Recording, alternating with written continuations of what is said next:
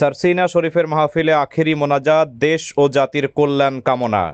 South Bangla নিউজের তথ্য ও video চিত্রে দেখুন বিস্তারিত। সাথে আছি আমি কাউসার মাহমুদ।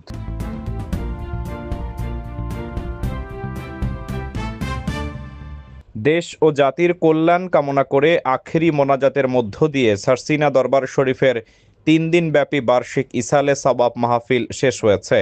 শুক্রবার জুমার নামাজ বাদ আখেরি মোনাজাত পরিচালনা করেন সারসিনার পীর মাওলানা শাহ আবু নসর নেসারউদ্দিন আহমদ হুসাইন।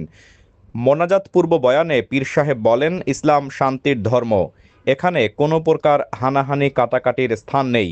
এ দরবার সম্পূর্ণ রাজনীতি মুক্ত। এ দরবারে কুরআন ও সুন্নাহর আদলে জীবন গড়ার তালিম দেওয়া হয়।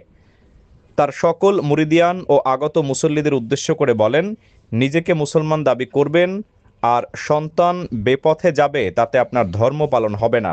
নিজেকে সংশোধনের পাশাপাশি পরিবার এলাকাবাসীকে সৎ পথে চলার তাগিদ দিতে হবে।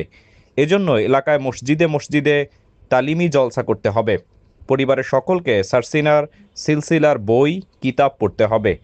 3 দিনের ওই মাহফিলে প্রতিদিন ফজর ও মাগরিবের নামাজের পর মুসল্লিদের উদ্দেশ্যে বয়ান করেন সারসিনার পীর সাহেব। এছাড়া সার্বক্ষণিক লাগাতার ওয়াজ নসিহাত করেন দেশের বিশিষ্ট আলেম ওলামাগণ।